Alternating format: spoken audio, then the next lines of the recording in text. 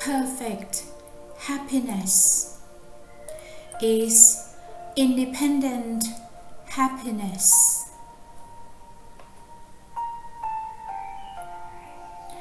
From the Book of Perfect Happiness by พระอาจารย์ประยุตโต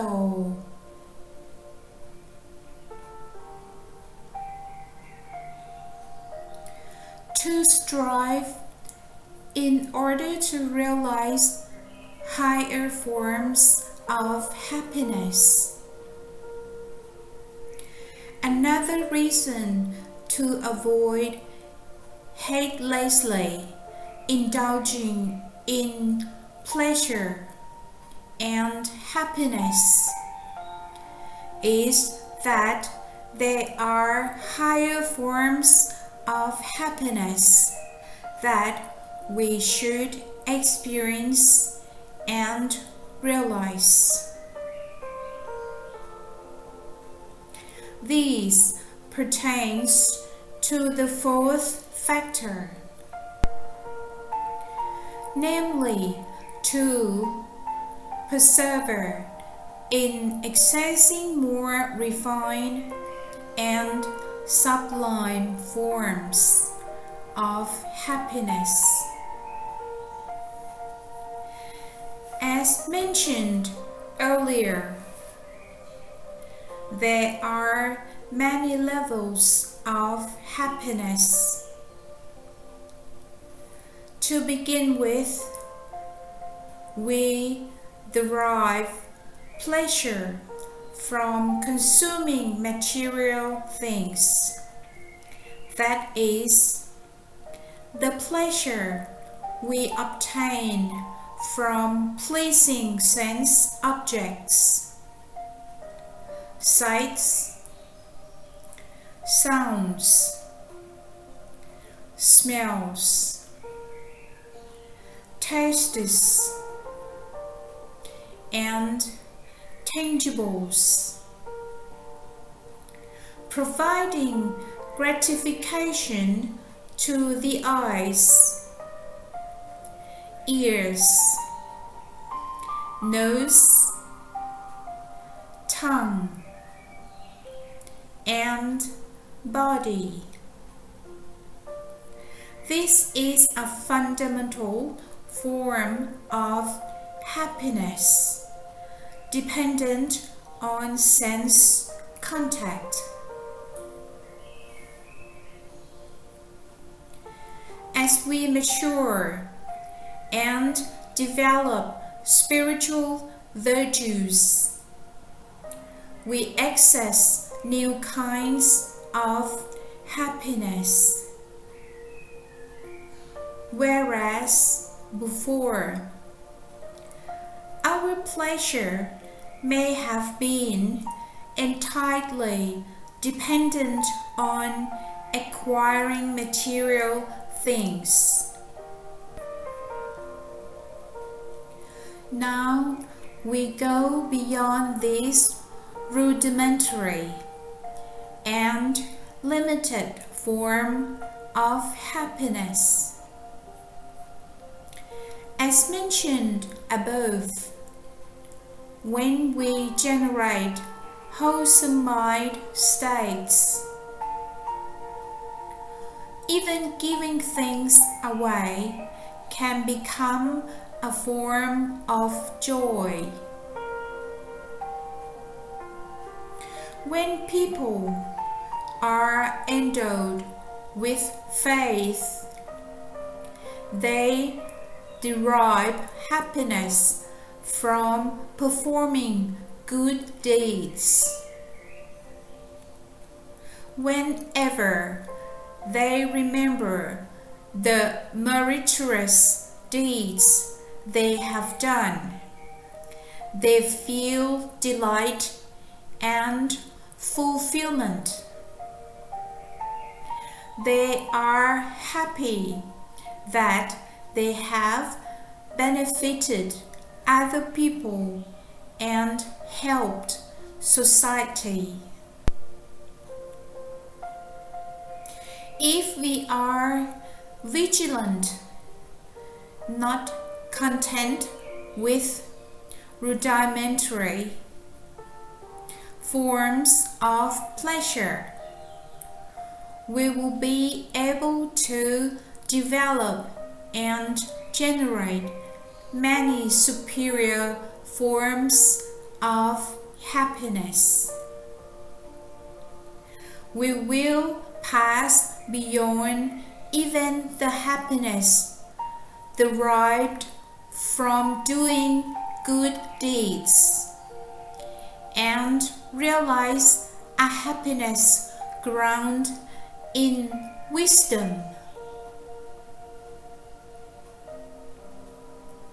Happiness born of wisdom refers to an insight into conditioned phenomena,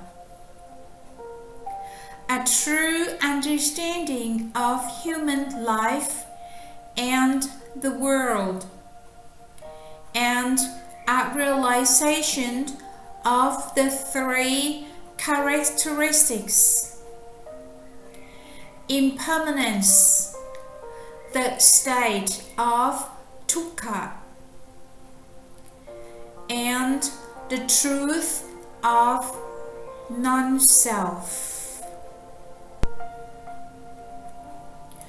The various forms of happiness referred to up till now. For example, the pleasure from consuming material things, the delight in living close to nature, and even the happiness obtained by doing good deeds are all still dependent on external conditions.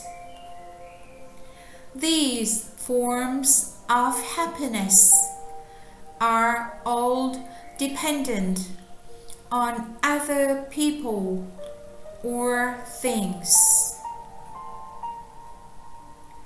When people's happiness is dependent on external things, they are entrusting their happiness to these things.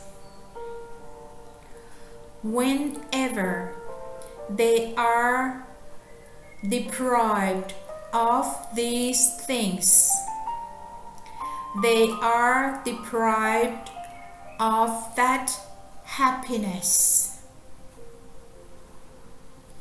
Often people are persuaded that by possessing these things, they will be happy. Yet, they can get lost in this belief. Their happiness then truly becomes reliant on these things. If they cannot obtain them, they are deprived of happiness, or even worse, they suffer and grieve. They actually become less happy than before. The Buddha encouraged people to be cautious in this regard, lest they lost their independence. What measures can we take to maintain the pristine state of mind whereby we can preserve a state of happiness? regardless of whether we acquire or encounter desirable external conditions. When we have these things, we are happy. When we do not have them, we are still happy. If we can accomplish this, it shows that we have a firm foothold and that we remain free. When people endowed with faith, kindness, self-sacrifice, perform good deeds, or make merit, the ensuing happiness is legitimate. But this happiness is still conditional. For example, it is still dependent on the memory of having performed such meritorious actions. Conditional happiness is still a form of external happiness. It is not innate and deep-rooted. We are not yet free. How can we access a happiness that is independent of other things? Happiness dependent on other things is changeable and unreliable because these things are subject to laws of nature, namely the laws of impermanence, dukkha,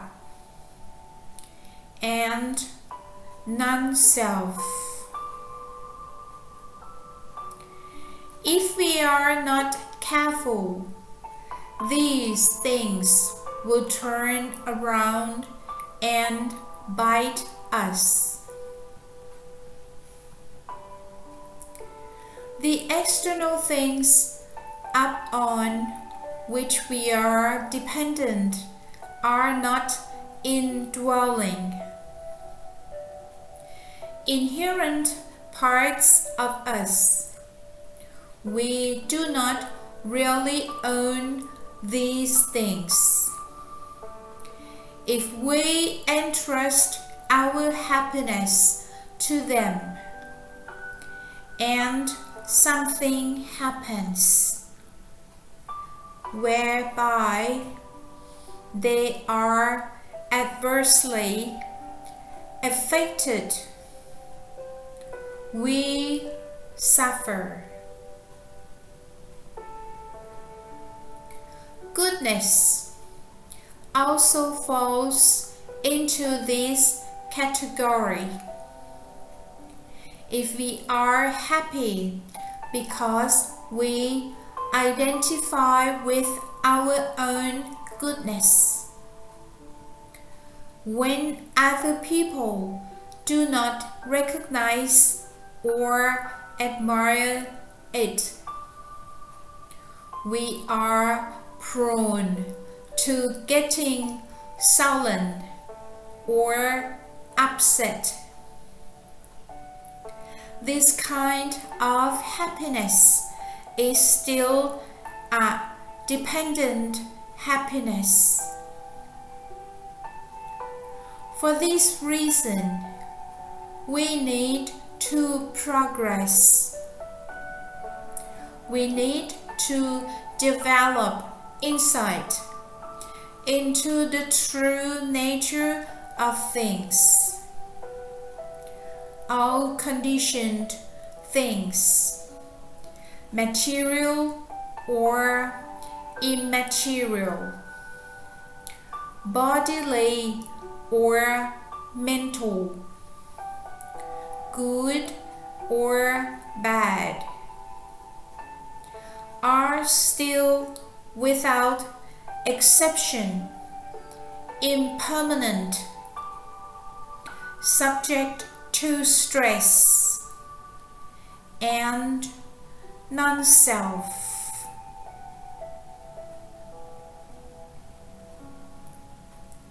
With an insight and penetration into this truth, we have a realization into the flow of nature, the flow of causality. With this realization, we gain acceptance and equanimity. We feel unburdened and at ease. We are simply aware of the truth that in this moment, things are this way.